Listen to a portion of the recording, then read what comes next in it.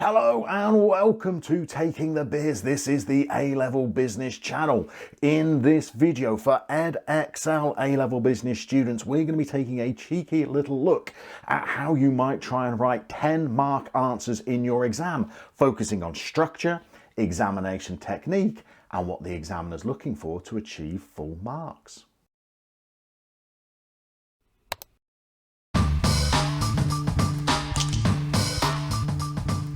So by the time we come to a 10-marker in our exam, things are going to start feeling a little bit more serious. The examiner is going to give us more lines to write our response on.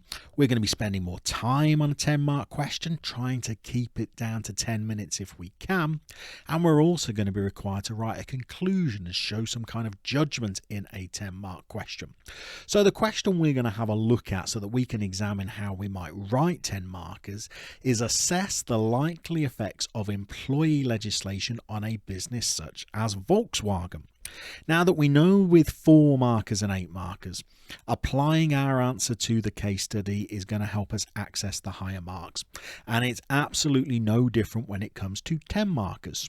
So in this answer, the examiner gave us 3 extracts about the car manufacturer Volkswagen. We're going to look at one of them in particular because it gives us lots of information about the scenario and the circumstances that Volkswagen find themselves in. And it's a pretty challenging situation for the car manufacturer at the moment.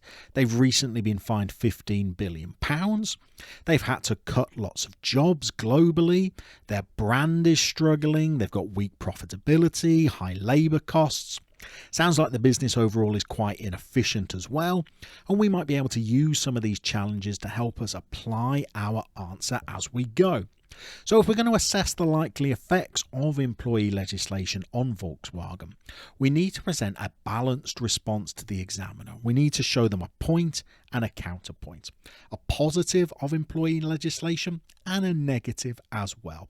And we need to analyse and assess that positive and negative point. So we're actually going to kick off by looking at the negative consequence first. And we're going to say employee legislation may have negative consequences for Volkswagen because they may experience rising costs by having to comply with health and safety legislation at their car plants. So the point that we're going to make central to this whole paragraph is that a negative consequence of employee legislation is that it might increase a firm's costs. To try and keep it applied to a car firm like Volkswagen, we might say just how important health and safety is to that business. And we might say, due to the hazards of the car manufacturing process, these costs may be quite significant.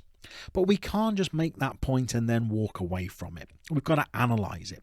We've got to build up the consequences of that point. If employee legislation leads to cost rises, who cares? What does that mean for Volkswagen? How does it affect them? What are the consequences? Well, we might say that rising costs may lead to Volkswagen charging higher prices for their vehicles.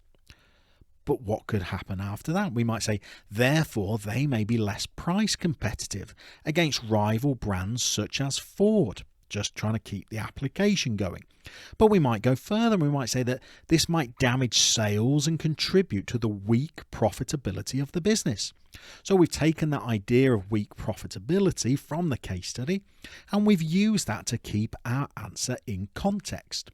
But if we can make a however sentence at the end of our point, just to show the examiner increased balance so that we understand the limitations of the validity of the point we're making, we might just go on and say, however, this is based on an assumption. And we might say this is based on the assumption that Volkswagen have to raise standards to comply with employee legislation. Maybe Volkswagen are already so safety conscious that they wouldn't have to incur an increase of costs in order to be improving the health and safety of their business.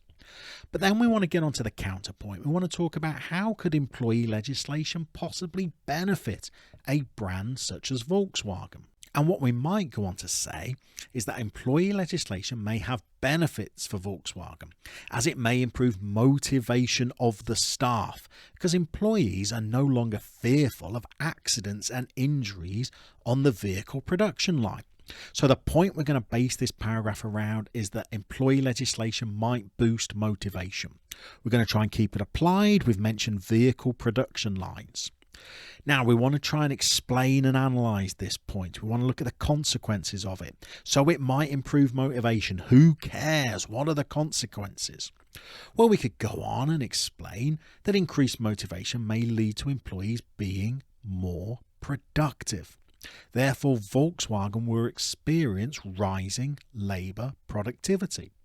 But we could go further. We could say that these improvements in productivity make Volkswagen more efficient and might help Volkswagen address the high labour costs that they are experiencing.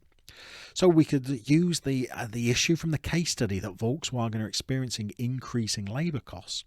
We can use that as a source of our application when explaining the benefits of employee legislation boosting motivation. But again, we could try and address the limitations and the assumptions that this point might be based upon. We could say, however, this is based on the assumption that Volkswagen employees are even motivated by improving working conditions. Maybe they're not. Maybe they're only motivated by financial rewards instead. So the point that we've put forward, whilst it's a benefit, is based on an assumption it might not necessarily come true. Now, in our 10 marker, we'll need to finish it with a conclusion, with a judgment, with a verdict. We've already shown the examiner some evaluation by putting forward a balanced response, a good point and a bad point. So showing them that balance helps us get evaluation marks, but we need to give a conclusion as well to max out the evaluation marks that are available. And for this conclusion, we might use a short run, long run conclusion. And we might say, in conclusion, in the short term, complying with employee legislation is likely to have a negative impact on the already poor finances of Volkswagen, because the business will have to invest in ensuring factories meet health and safety requirements. But then we could switch that conclusion and look at the longer term implications, and we could say, however, in the longer term, the improvements this can create in staff morale and labour productivity may benefit Volkswagen financially through lower labour costs. So in a future video, we'll look at the different styles of conclusions we can give to 10 and 12, maybe even 20 mark questions.